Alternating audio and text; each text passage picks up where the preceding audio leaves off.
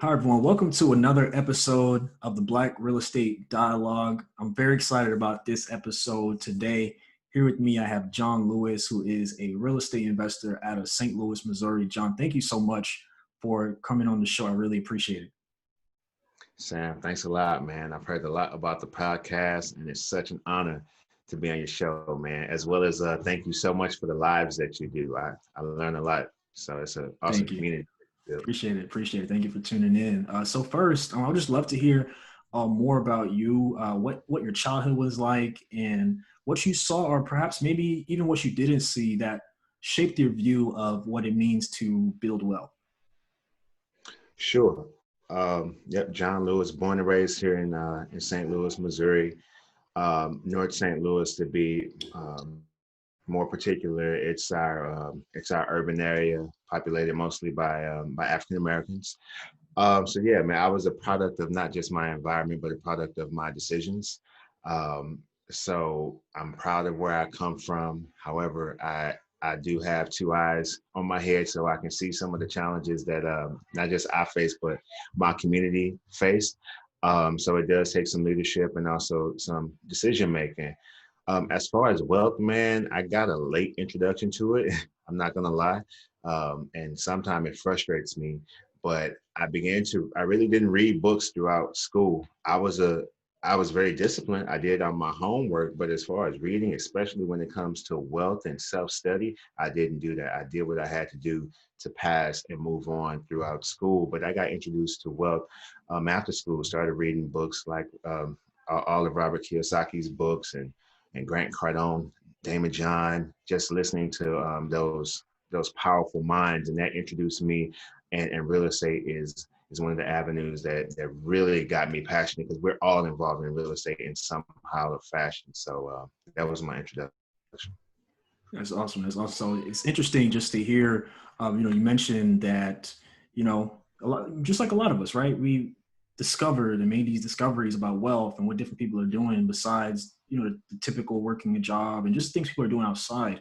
And, like you said, a lot of us receive that introduction late. It's not really something our families have been aware of because, most of our families are just trying to make it to the next day.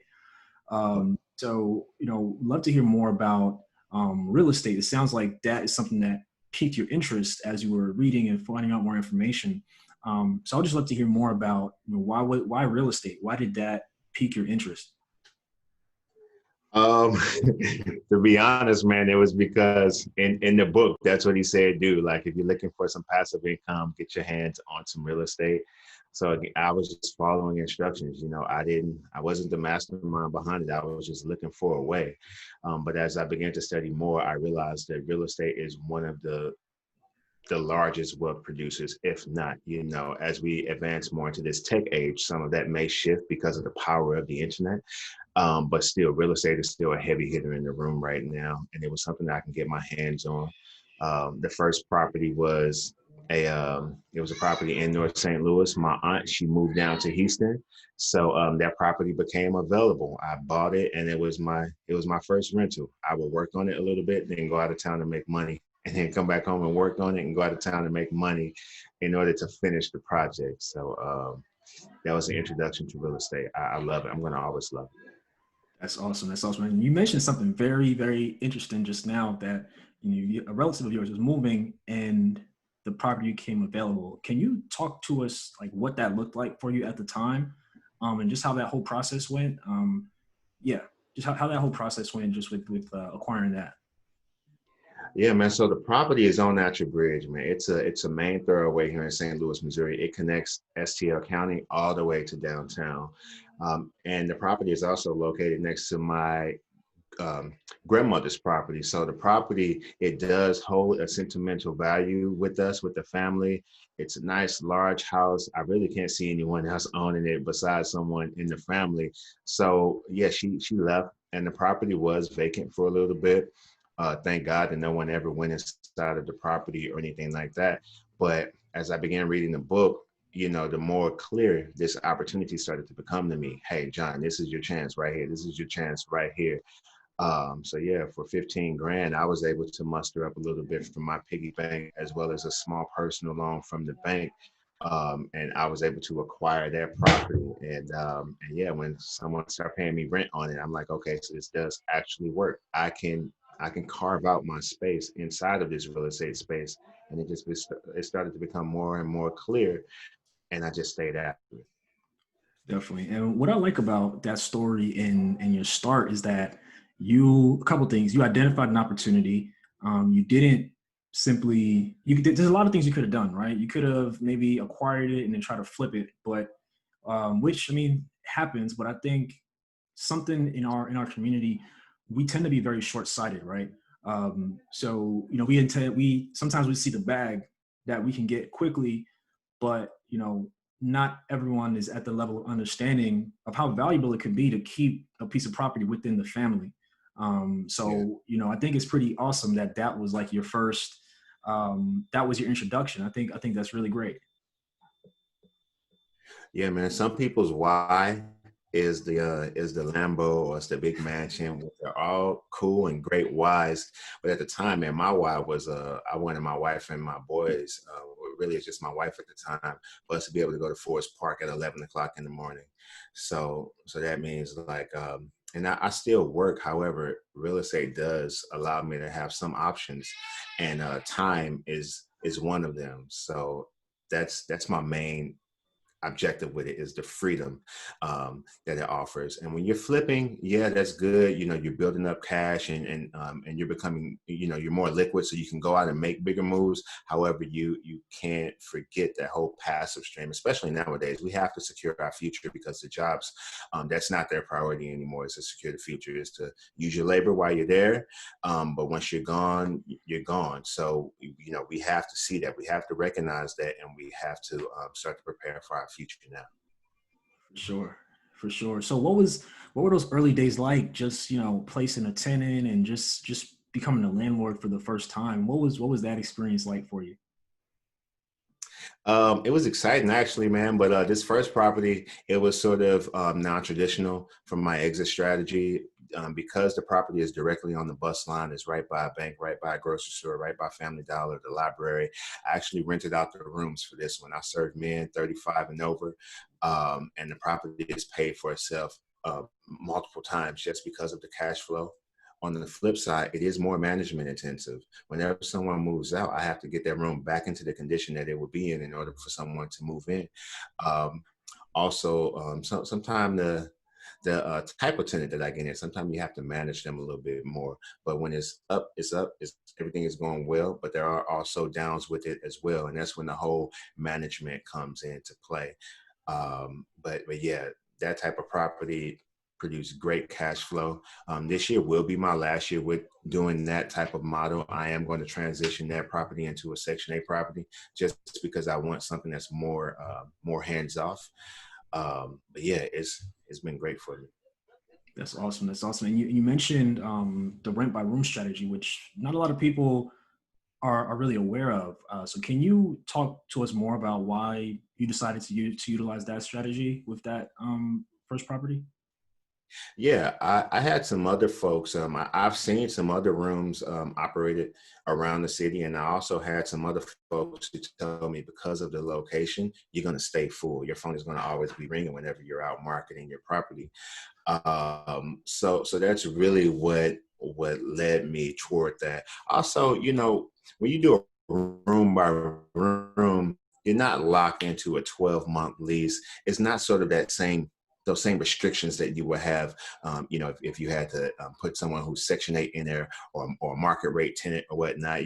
With me and my guys, if we aren't seeing eye to eye, neither one of us are tied to each other. I'll help Mhm. you leave. And if there's a situation where you feel like you have to leave, you're not tied. I just ask that you give me as much notice as possible. So it was actually pretty, I won't say the word easy, but it was smooth to get into. So.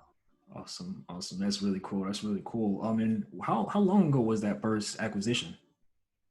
I want to say about 4 years. I think Nice. 2016. Yeah, I Nice. think Nice. 2016. Very Yeah. cool. Very cool. So how did things grow and develop for you, real estate wise, from that point on? Yeah, man. So I had some failures. I mean, I was trying to do some wholesaling, and Mm, wholesaling. I had some failed deals. mm, Around this time, it was a failed deal out in the suburb of Missouri. Later, it was another failed deal in the city. Right now, I'm working on another one, which should be closing. Which should be closing at the middle of this month. So that will actually be my first wholesale. Um, but as far as the progression, I bought another property. I think my second property was either a property that my exit strategy was a lease option, or else the property that I actually occupied, my wife and I. It's a duplex. So I'll let you know about both of them. So we live in a duplex here in University City, which is another way, it's another good on ramp to real estate, because you can either have your mortgage supplemented partially, or it's fully supplemented to where maybe you're breaking even, or else maybe you're cash flowing and you're living free. Any one of those will work, because most people have to pay 100% of their own mortgage. So I really would recommend house hacking if anyone doesn't know what it is. Oftentimes it's done with multifamily properties, such as a duplex on up to a four family. You can still qualify for that residential financing, and you occupy one of the units and you rent out the other units, and you're able to live rent free. You can also do it with your home, but most likely as you're once you get married, most of the time the wife is not trying to have mm. people in their home. Yeah, So the duplex worked out good for us. House hacking I would recommend it because it's a good way to start to see if real estate is something that you really want to do. definitely, definitely. Yeah, I mean, you know, we've had a couple guests who've utilized the same strategy. I mean, honestly, even if someone just stopped there, like life is so much better, just having part of that expense or all of it paid off. It just, I would imagine it just, like you said, it frees you up to be able to do so much more. You could use that money for other investments or for personal use. It's just like a weight lifted off. And, a lot of people's biggest expense is the roof over their head. And if you lose a job or your hours get cut, the first thing you're probably thinking about is this rent over my head or this mortgage over my head. How am I going to pay it? Mhm. You know, in the absence of a job. So I agree with you. I think it's a great strategy for people to look into. Yes, sir. Yeah, man. I highly recommend it. Check out I think and I don't know if he coined it, but Brandon off of Bigger Pockets. He was the Yeah. first one I would always hear talking about it. Yeah, and it motivated me. So, we're in the house hack now. We may do about two or three more before we get like our own straight single family that we occupy. We have enough rental income. It's still we're still hacking our housing situation. So really all the house hack is we hear about life hacks, we hear about computer hacks.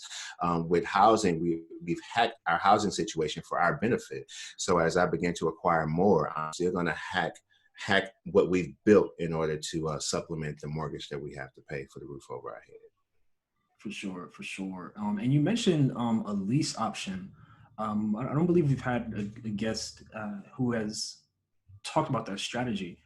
So could you explain to us more like what that means?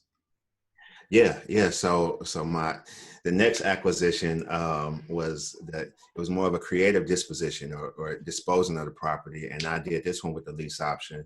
Some things that attract me about a lease option is I really don't have to worry about the maintenance and the repairs of the property because I'm targeting someone that's looking to become a homeowner. So it's a totally different mindset from someone who's just looking to rent and someone who's looking to own. So with the lease option, you have your traditional lease like you would normally have if you're renting from someone in a house or you're renting from someone in an apartment. The caveat to it is that you have an exclusive option. So me as the owner, I have an 18-month term with this tenant buyer.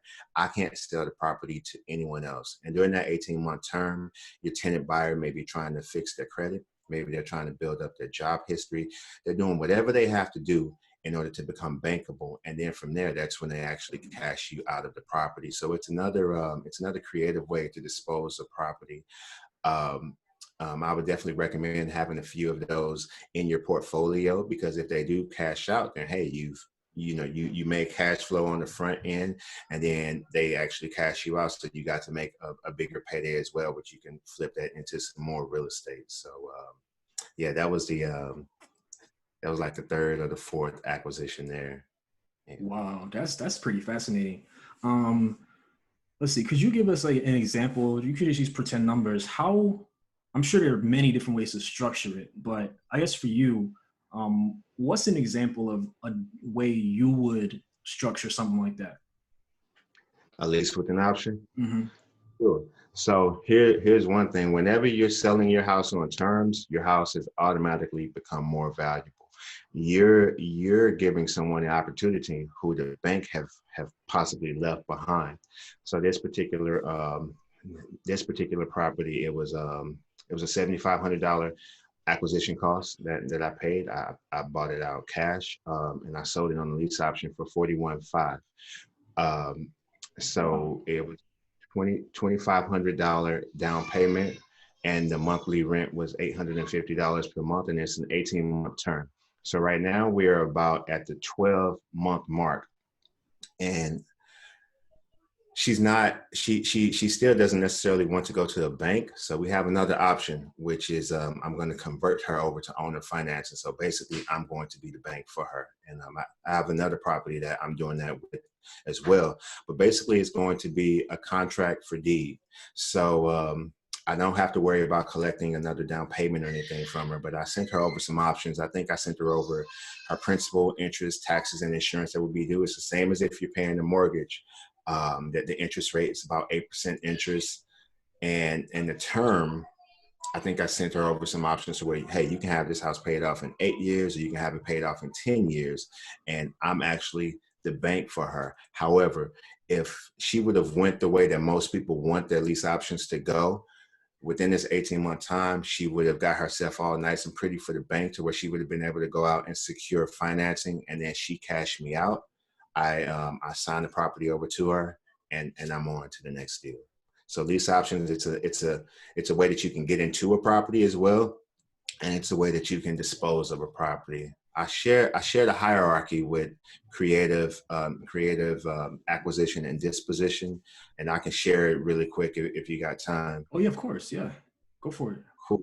So and I learned this from Joe Crump, but of course when we're acquiring, um, we can acquire either subject to, and that's when we actually take over the deed, but we leave the financing in place. So we're taking over that property subject to the existing financing that's in place.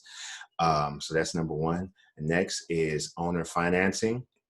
So let's say that the property is paid off.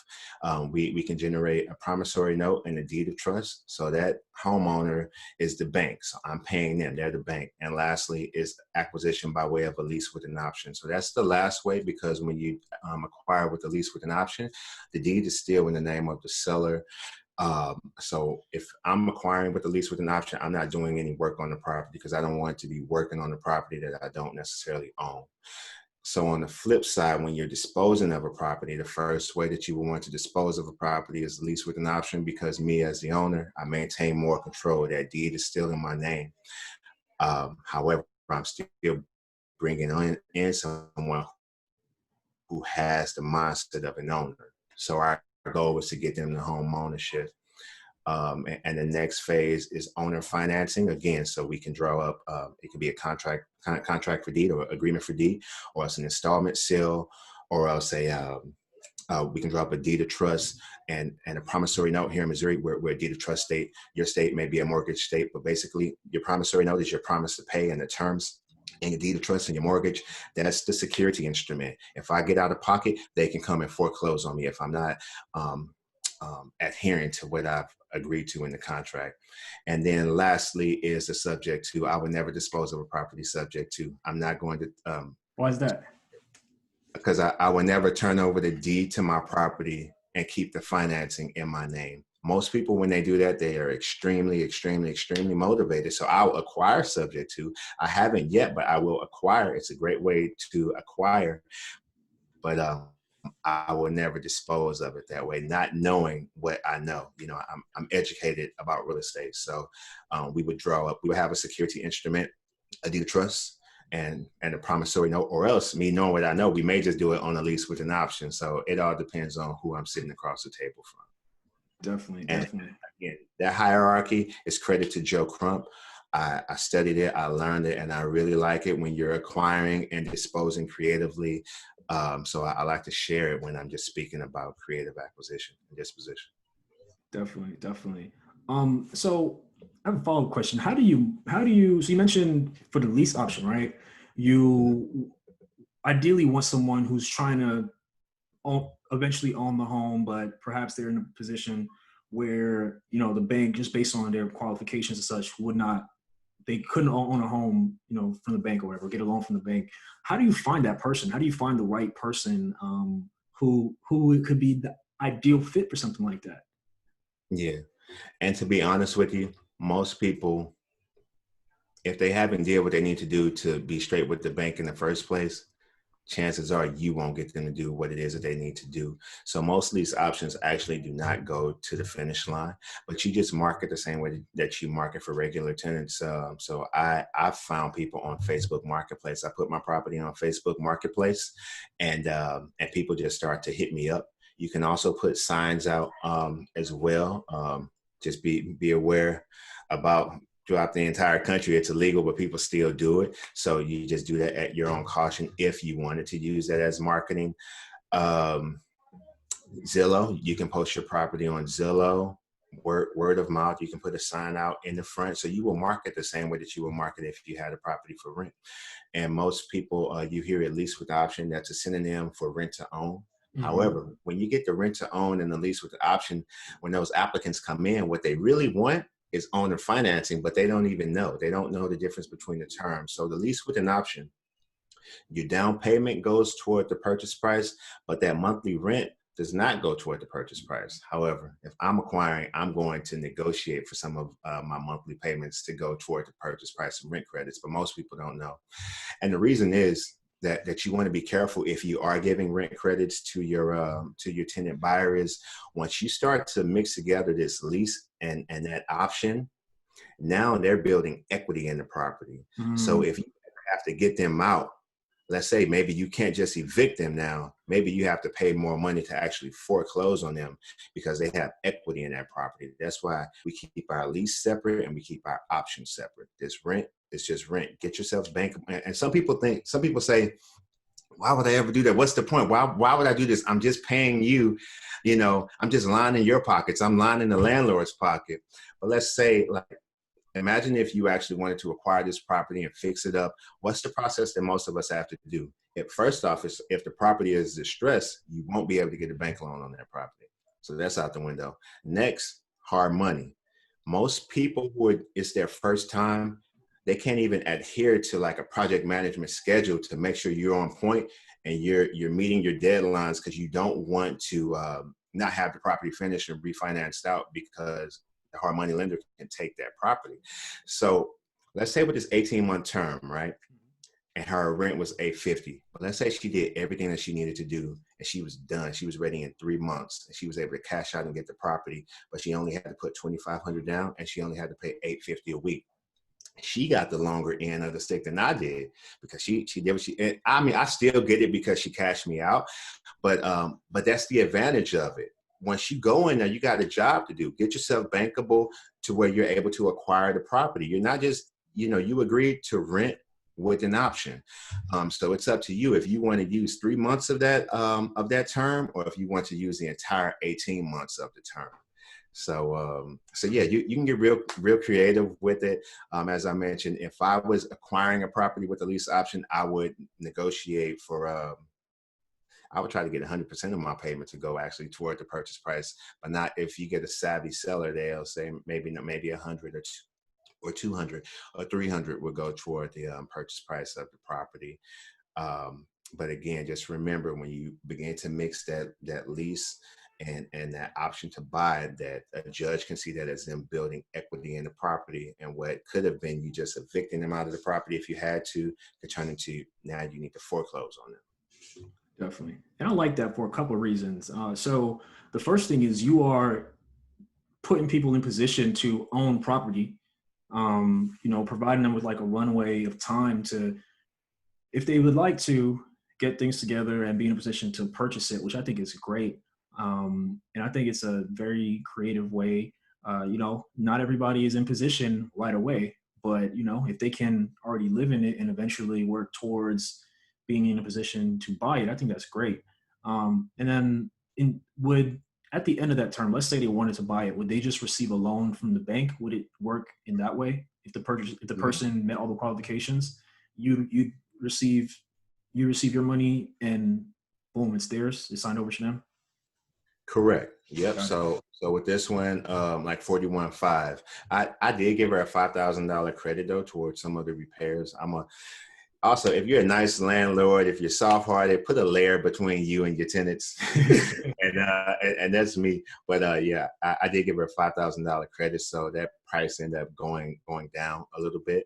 Got it. But yeah, she would go out and secure her financing, and she would cash me out, and now she's paying a mortgage to the bank. And I'm out of the picture. We would have signed over a general warranty deed to her. We closed everything with the title company, and like that, she's a homeowner.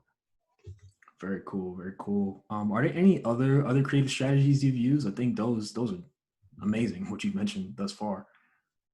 The other one is the contract for deed. So I'm in the process of converting her to a contract for deed, but another property, that was the initial strategy. They came with a larger down payment, so we moved forward with owner financing. So yeah, it was $5,000 down. I think I paid like 11,000 something for that house, and maybe put like 6 into it. I think my total holding cost was like around 10,000.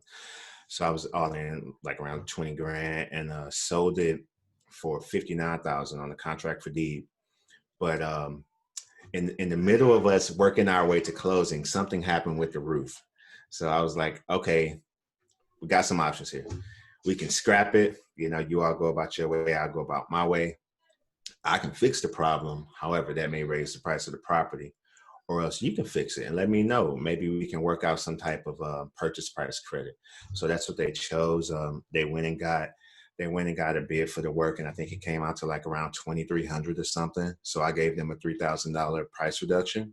So that dropped that price down to 56,000. So it's a $5,000 down payment. PITI is collected monthly at an 8% interest rate, and it's a 15-month term. So that's another thing. You can have you can have the property, but you can also just hold the note. You can have some notes, and then you can have maybe some properties. And you have people who just invest in notes. And when you generate those notes, that's an asset, because you have people that just buy notes, and you have people that just generate notes and flip them, generate them and flip them.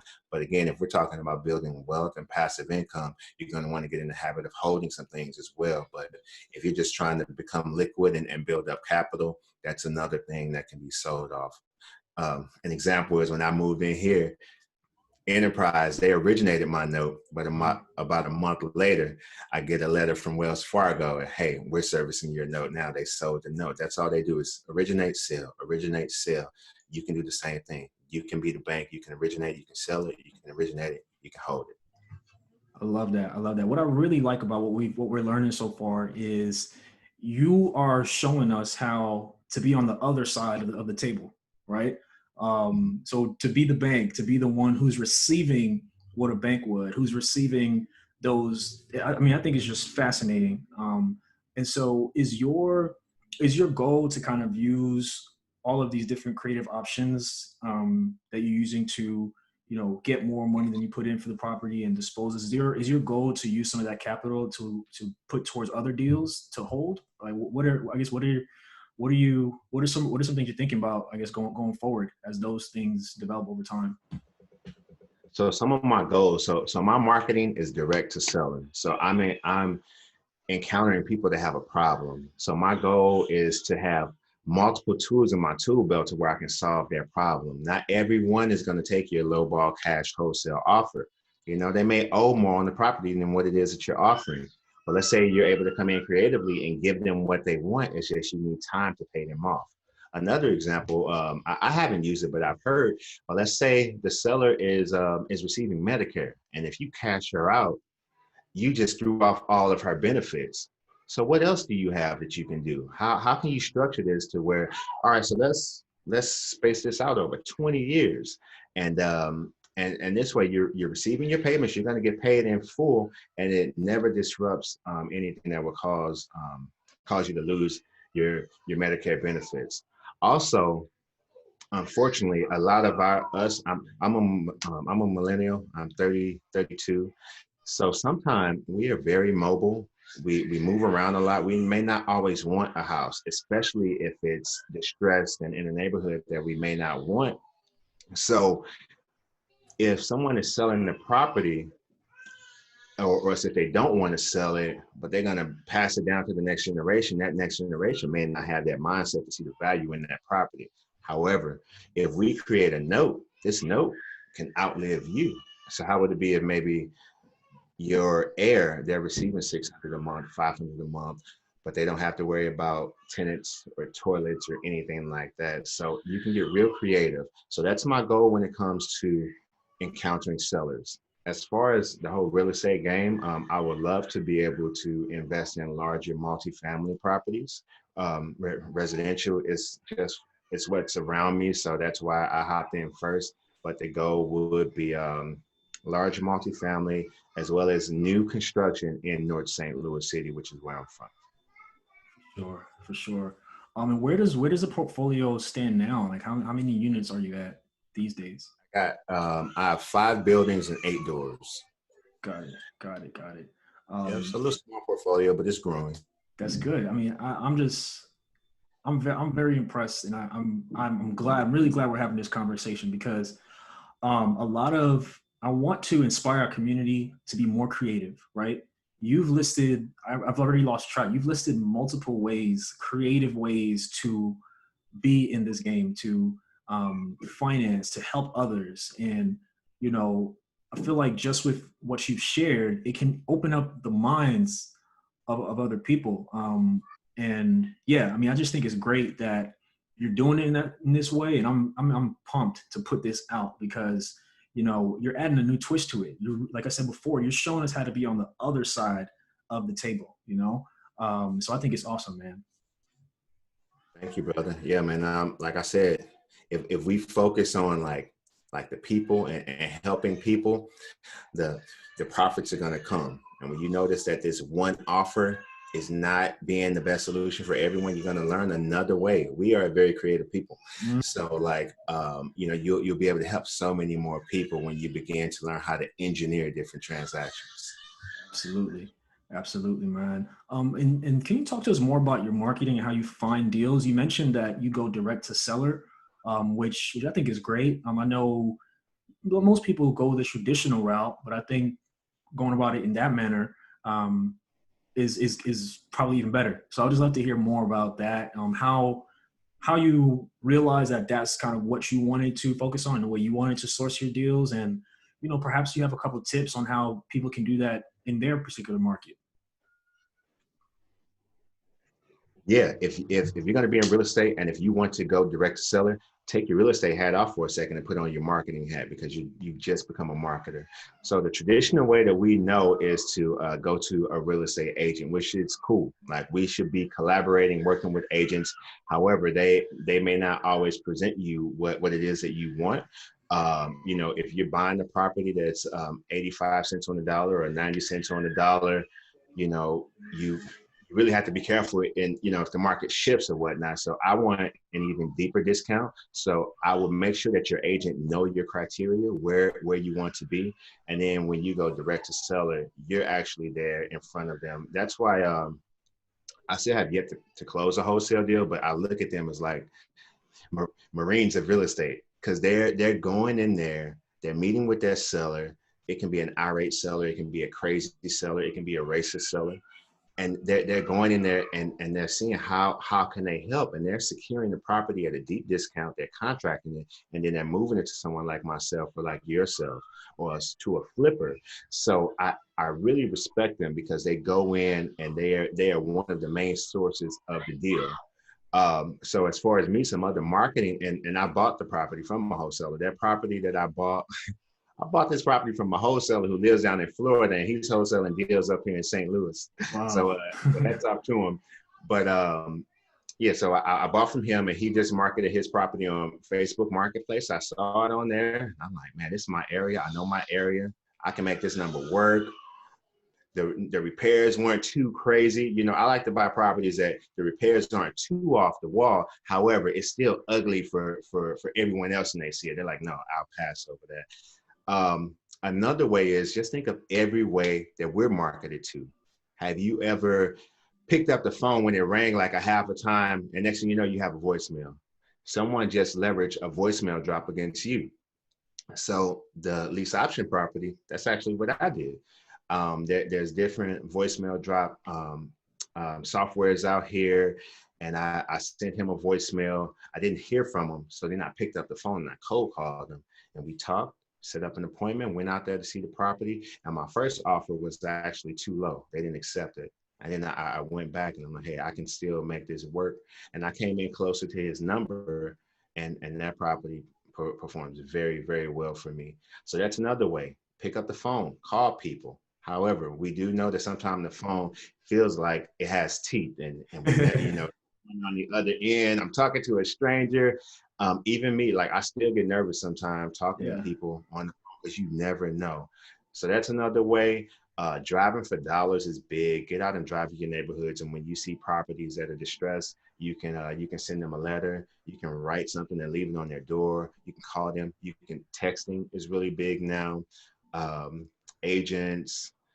Oh yeah, the street signs. Whenever you see the We Buy Houses, call them and get on their buyers list. So if you're a landlord or a flipper, get on their buyers list so they'll send you whatever they get under contract.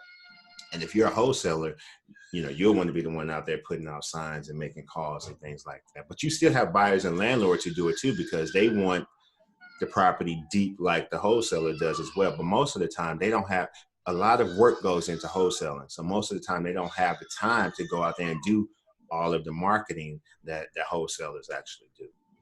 So those are a few ways. For sure, for sure.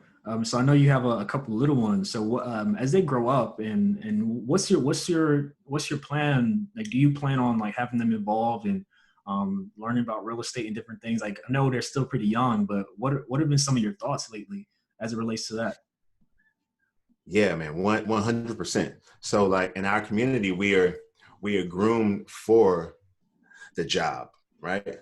To work in the workforce. And that's sort of always our plan A.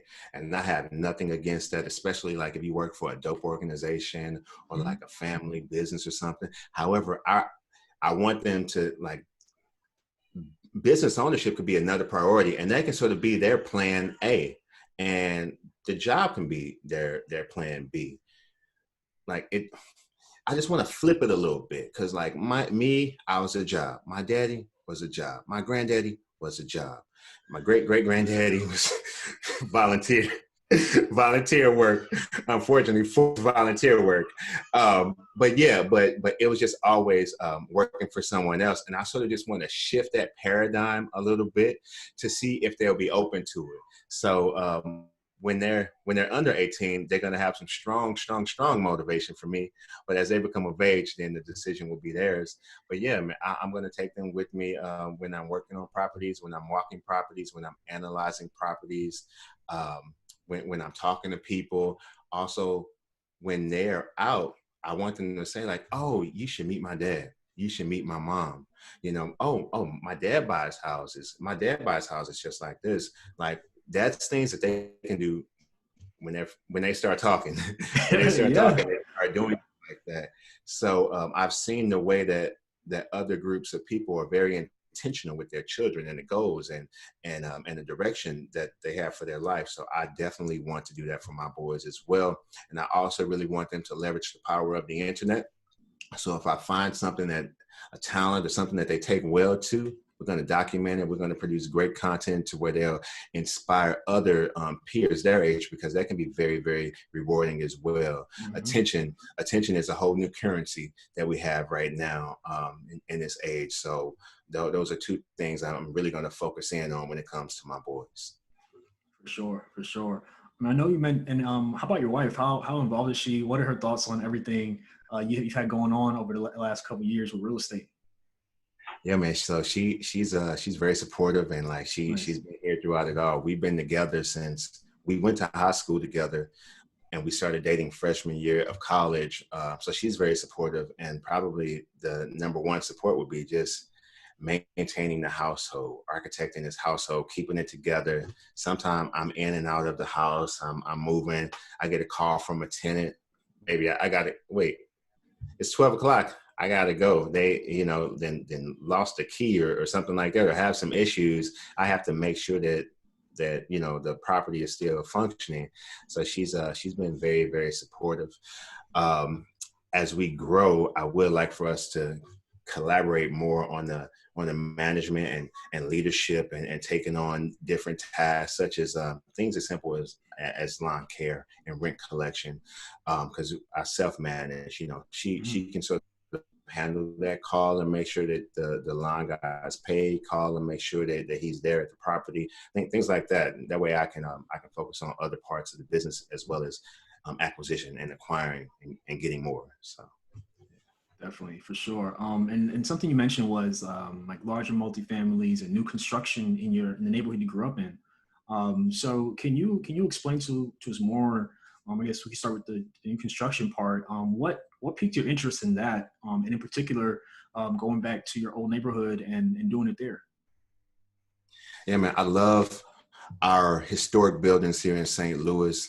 However, I've worked in event marketing, so I've been all over this country, except for like that Wyoming, Montana, Idaho part. I still need to go there. But as far as the coast, the South, the East Coast, I've been all over for different events. So I've seen it, and in particular out there in your neck of the woods, but a little further south in San Diego, man. When I travel there, it's very therapeutic when it comes to the homes and the trees and the mountains. And I believe your environment does play on you. So yeah, our decisions are very, very, very important. However, a nice, clean, cohesive environment, it does uplift you. It makes you feel better about yourself. Even when I visit some different affluent areas here in St. Louis.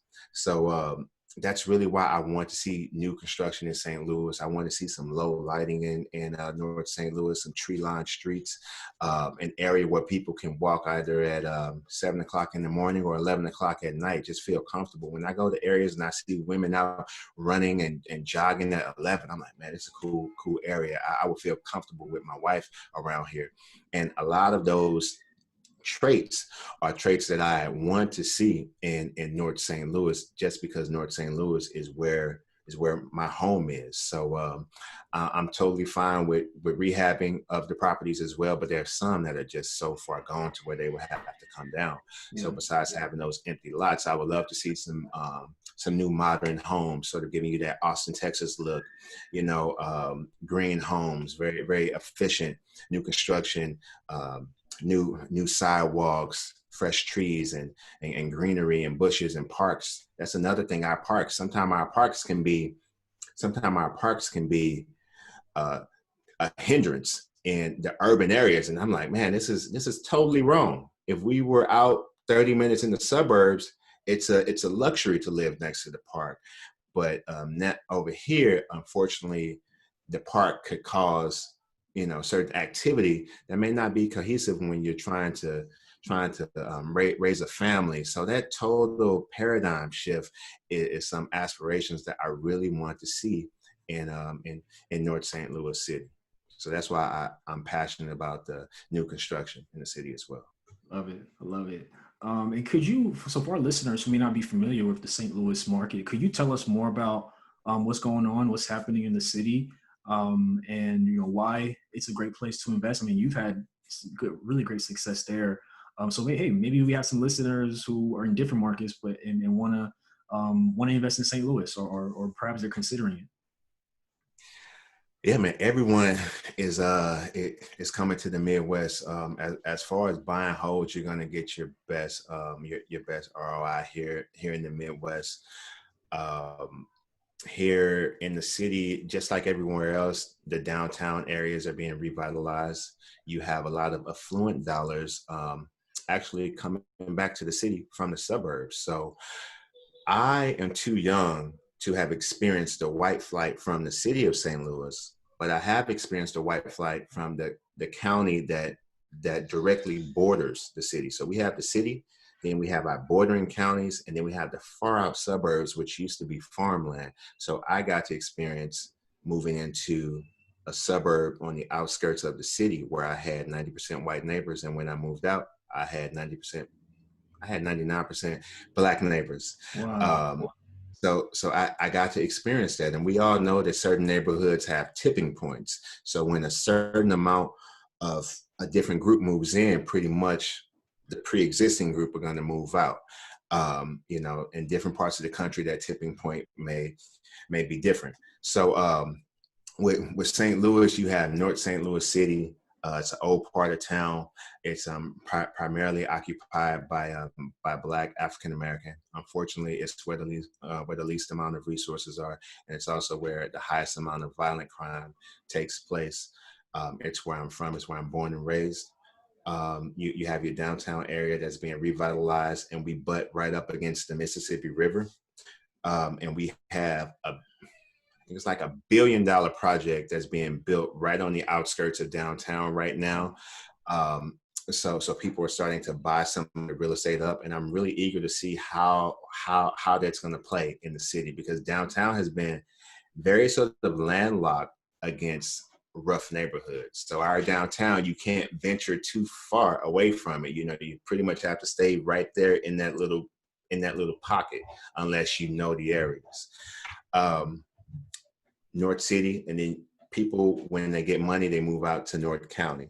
So what happens is we are just running from ourselves. So North County becomes North City until the whole mindset and the paradigm completely shifts.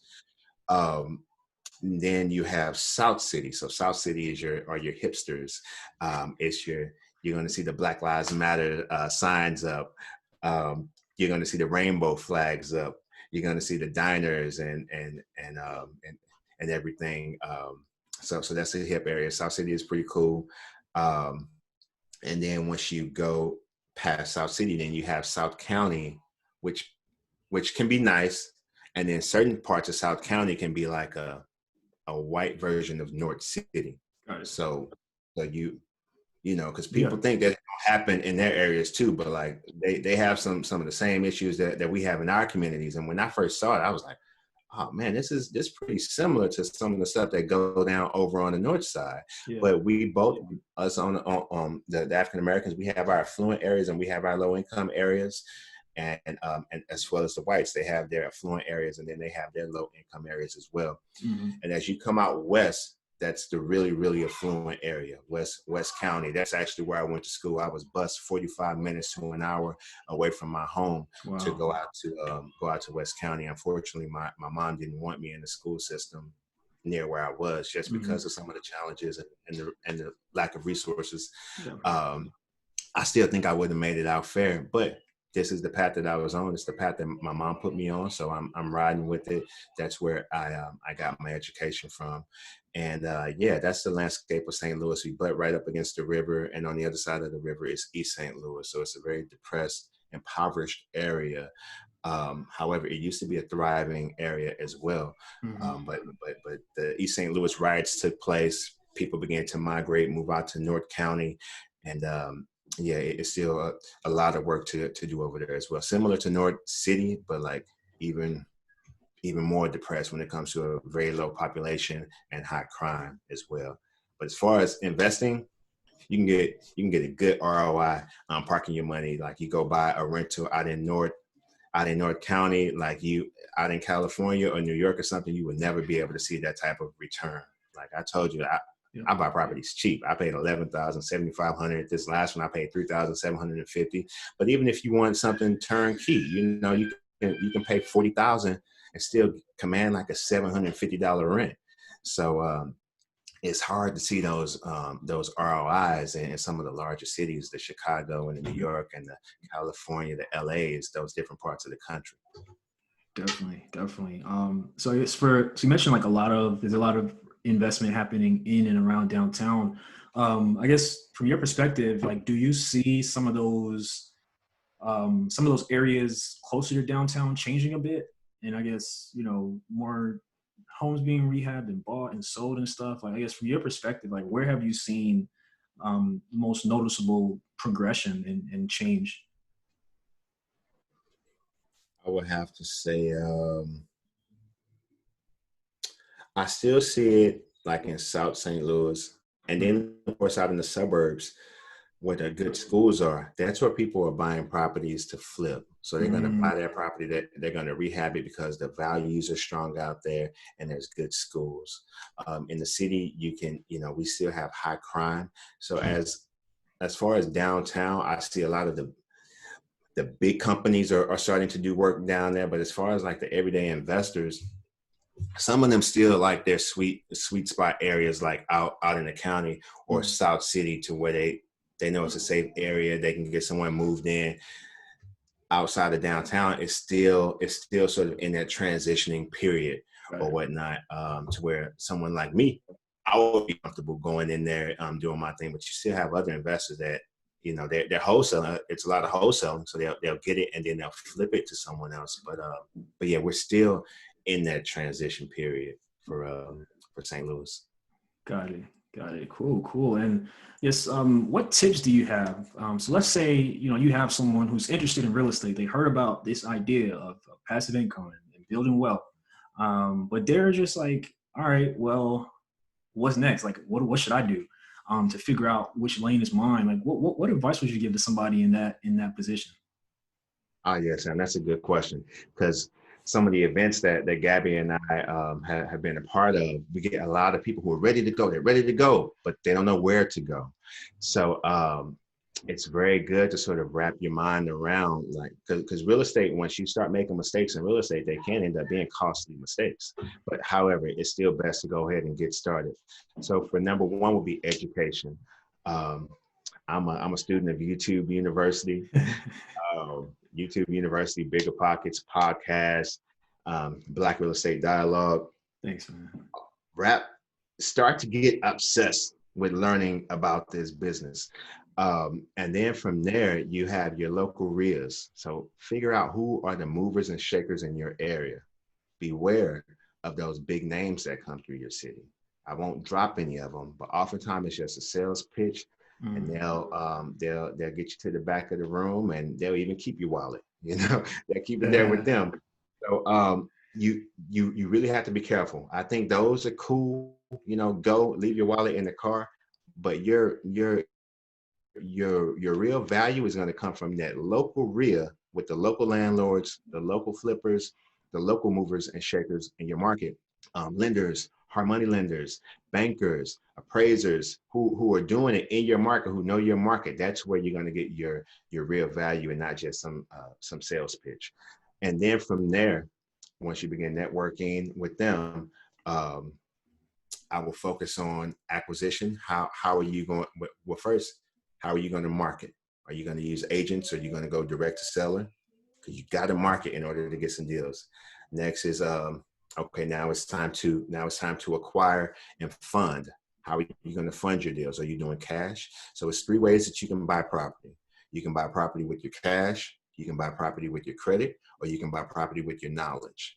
And I would say definitely you can use all three. With cash, you're limited.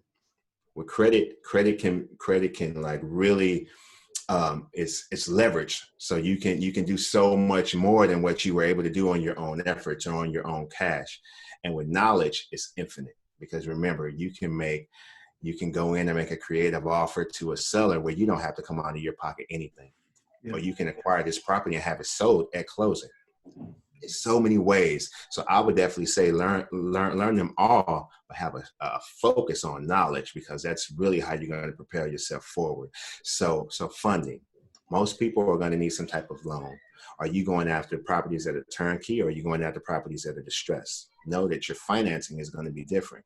You'll be able to get a bank loan on something turnkey, but if it's distressed, the bank is not going to loan it to you. You either have to have your own money, or some private money lined up, or some hard money. If you're using hard money or private money, your project management has to be on point. You have to adhere to your deadlines. They're gonna disperse your money in draws, and yeah, when you need to either get that property refinanced or sold so that you can pay them off, because you don't want to lose the property to them. So that's funding, and then management. How are you going to manage it? Are you going to self-manage, or are you going to hire a property manager? You hire a property manager, you're looking probably around 8 to 12%. The better the neighborhood, the lower the property manager. The rougher the neighborhood is going to be higher because it's more risk. Um, so that's management. If you're holding on to that's property management. If you're holding on to the property, project management. If you're flipping the property, you got to stay on your timeline with this project. And then lastly is your disposition or your exit strategy. So you need to know this exit before you even hop into it. What are you going to do? Or it's maybe have a couple different exit strategies lined up. So, okay, I'm going to flip this house, but if it don't work, I can still get a $900 a month rent out of here. I rent it for a year, see how the market does, and then try to relist it.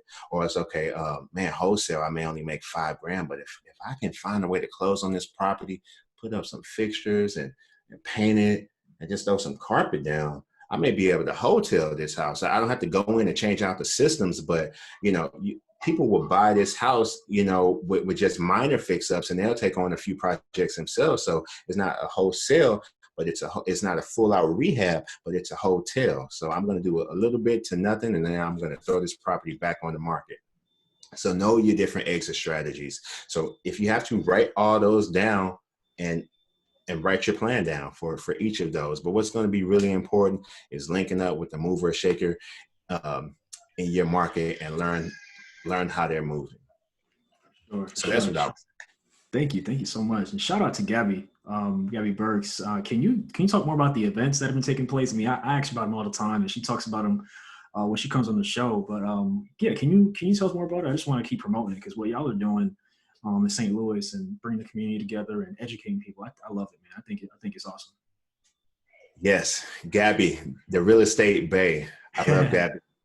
Man, she's just a natural organizer. You should have seen some of the things that she was doing before real estate. But yeah, she's a natural organizer. Whatever she gets in, she's gonna organize and create movements.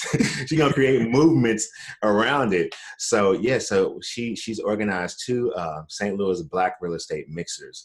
And Gabby, she was when she got involved, she was trying to figure out where is the Black community within this real estate space here in St. Louis, because we were so scattered and we were never really all together. So she organized these mixers, which were social and educational events. So we would have a panel discussion where we would answer questions of the audience. We would do some breakout sessions and also some deal analysis and property analysis and case studies as well. And our goal really is the entire group of us, the panelists, as well as the people in the audience. We want to move everyone forward. So if you haven't got your first deal yet, we want you to get your first deal. We want you to start taking steps toward getting that property. And yeah, that's what we're doing. We've had two Black real estate mixers, and we're trying to get it to where it's done on the monthly basis. So yeah, it's fresh, it's new, it's a nice change up for St. Louis, because again, like, it's a focus on North City investors who are primarily investing in North City, and again, that's an area that's normally marginalized. So huge shout out to the real estate bay. Thank you, Gabby, so much for organizing that. It's so refreshing to have that, because as I mentioned, it's normally in the margins. Sure, for sure. Man, this has been a great interview. I've learned a great deal, and you are one creative brother. Hey, Sam, thank you, man. Like I said, I really want to drive in on that knowledge piece, because when you get knowledge, like, that's where you can really make some moves, man, because things that people don't know. Even something as simple as what we talked about, like the rent credits. If I'm buying a property, I want to negotiate rent credits. If I don't know about rent credits, I'm not going to say anything. But you really have to get your knowledge up, especially a lot of people coming from our community. They maybe don't have a lot of money or don't have a lot of credit. But this internet out here is endless. You can learn things and you can apply that to the marketplace and go out there and just make your move, put your best foot forward. Definitely. So where can people find you if they want to stay in touch with you and learn more about what you're doing? What would be the best ways to keep up with you? Yeah, please do. I am super active on Instagram, and that's at I'm John Lew. That's IMJOHNLEW. And if you go to YouTube, just type in John Lewis STL Real Estate, and you'll see my videos pop up. I need to get some more, but I basically document my experience. I'm no guru, I'm no teacher, I'm no anything, but I document my experience. I want to build out my digital space because I know the power of the internet. So that first step for me right now was just documenting my journey. So Nice. those are probably the two best places to find me.